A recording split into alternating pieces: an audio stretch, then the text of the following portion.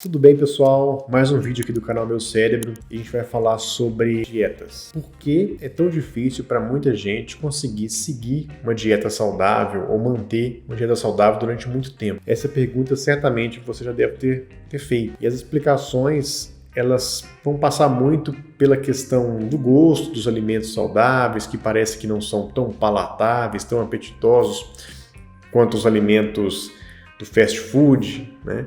Mas a gente vai mergulhar um pouco mais a fundo nesse questionamento. E eu trouxe para vocês aqui nesse vídeo seis justificativas que a neurociência já nos trouxe de por que é tão difícil manter uma dieta saudável, que é tão difícil a gente conseguir manter uma alimentação saudável. O primeiro ponto, pessoal, é comer é um hábito. Então a gente já vai entender o porquê que os nossos hábitos alimentares eles estão incrustados no nosso comportamento. Ou seja, como a gente tem esses hábitos, a maioria deles são inconscientes, é muito difícil a gente conseguir detectar esses comportamentos no nosso dia a dia. Então, a maioria dos nossos comportamentos alimentares, eles vão ocorrer fora do nosso plano consciente. E por esse motivo é muito difícil que a gente se dê conta de que eles ocorram e que a gente possa alterá-los. Então, quando a gente quiser introduzir um outro comportamento alimentar, vai ser difícil competir com esse hábito já muito arraigado aí na nossa estrutura neural. Segundo ponto, fadiga cerebral. No nosso dia a dia, nosso cérebro já está muito sobrecarregado com bastante estímulos. Estímulos luminosos, notificações, a internet contribui muito para uma sobrecarga de informação. E no final do dia, ou mesmo no decorrer dele, a gente fica muito cansado. Uma fadiga cerebral de fato. O hábito alimentar, a decisão por uma dieta saudável, ou seja, é uma decisão. E qualquer decisão que o cérebro tome, isso vai custar para ele energia. E se o nosso cérebro já se encontra normalmente cansado, fadigado, tomar uma nova decisão que seja em relação a um alimento ou a manutenção de uma dieta já vai ser muito custoso para ele. Então, pessoal, esse é um dos motivos pelos quais é difícil que a gente siga aquele plano alimentar, que a gente gasta energia cognitiva para ele. Então, para que o cérebro se mantenha aderido a uma dieta saudável, é preciso que ele esteja energizado e isso vai passar muito por um sono adequado, pela própria alimentação ao longo do tempo, nutritiva, adequadamente nutritiva, saudável, atividade física também, para que o cérebro fique bem e ele consiga tomar decisões de saúde para si mesmo. Então esse é o nosso segundo ponto. O nosso terceiro ponto é um estudo bem recente, eu até publiquei sobre esse estudo especificamente no Meu Cérebro VIP, que é o nosso site por assinatura. Esse estudo ele abordou algo interessante. Foi visto que a associação entre alimentos açucarados e gordurosos consegue estimular de forma muito intensa o nosso sistema dopaminérgico. Se a gente pegasse só o estímulo do açúcar ou só o estímulo da gordura isoladamente, o estímulo que esse combo fez ou causou ao sistema de recompensa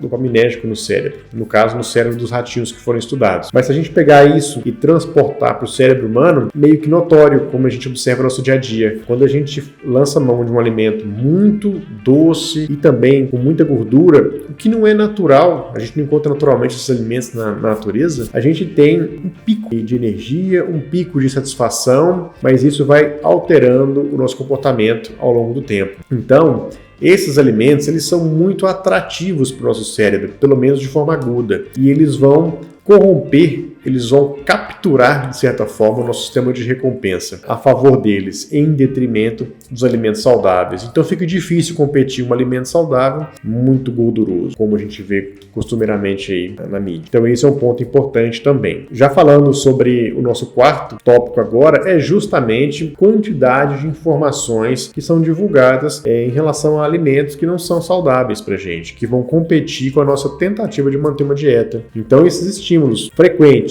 de fast food, a todo momento na propaganda a gente vê um alimento, uma foto de alimento que é muito chamativa e isso vai chamar a atenção do nosso cérebro, vai capturá-lo ainda mais. Então é uma competição constante que o nosso sistema atencional ele está sujeito. Então esse quarto ponto ele vai ilustrar bem outra justificativa pelo qual é difícil que a gente consiga manter uma dieta que a gente recebe, a gente é inundado de estímulos contrários o tempo. Bom, vamos agora para o nosso quinto tópico, né? Que é a gente ter a noção de que comer não é um comportamento só nutritivo. Para nós, seres humanos, principalmente, comer é um comportamento social, é um comportamento que vai envolver uma série de memórias autobiográficas, memórias de que a gente tem em relação com familiares, por exemplo. Então, quem nunca vai recordar daquele almoço na casa da mãe, na casa dos avós, onde tinha um prato específico, um prato especial. Tudo aquilo remete a lembranças boas, a momentos que são agradáveis e que geralmente são alimentos que não são muito saudáveis. Com certeza você vai conseguir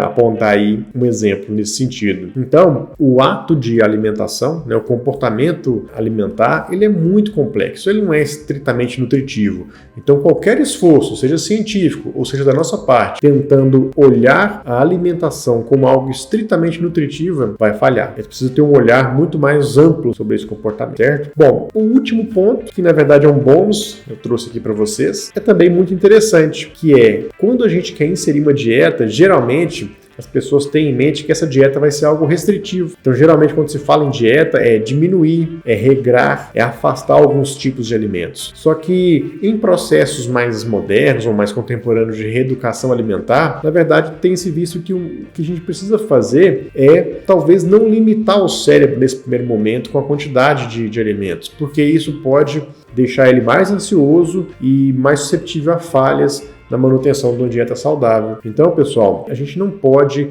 de cara lançar mão de algo muito restritivo para o cérebro. É lógico, isso vai depender da avaliação do nutrólogo, do nutricionista em relação a cada tipo de paciente e tudo. Só que de maneira geral, a gente vai ter que estabelecer um plano alimentar muito específico. Em alguns casos, nada vai ser restringido, mas vai ser de alguma forma modificado, alterado ou pelo menos organizado para que haja primeiramente uma consciência em relação à alimentação e que depois a introdução a alimentos mais saudáveis, né, a opção por alimentos mais saudáveis possa ser feita de forma mais consciente. Então esse aqui é um bônus de um tópico que talvez seja uma das causas também de falhas aí na adoção de uma dieta ou de um plano alimentar saudável, que é essa noção de que quando se fala em dieta ou reeducação alimentar, a gente está falando em restrição e o cérebro ele não gosta muito de restrição. Ele gosta de abundância. Bom, pessoal, então vamos recapitular aqui todos esses tópicos para vocês. Eu acho que a gente faz um apanhado geral aí e explica bem neurocientificamente por que é difícil a gente seguir bem aí a linha da alimentação saudável. Então, primeiramente, comer é um hábito, isso é importante ter em mente. Hábitos geralmente são arraigados e inconscientes e são vários hábitos alimentares que a gente forma ao longo da vida.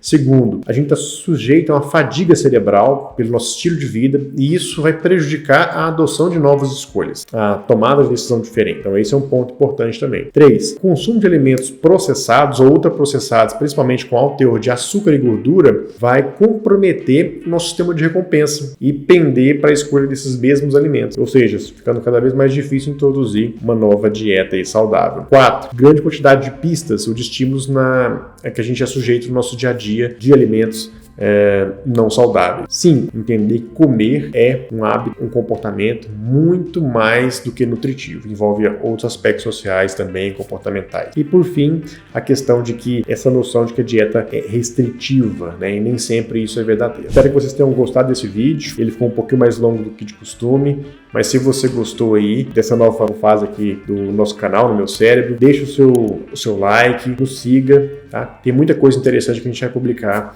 agora no nosso canal. Tá bom, pessoal? É isso. Um grande abraço a você e até o próximo vídeo.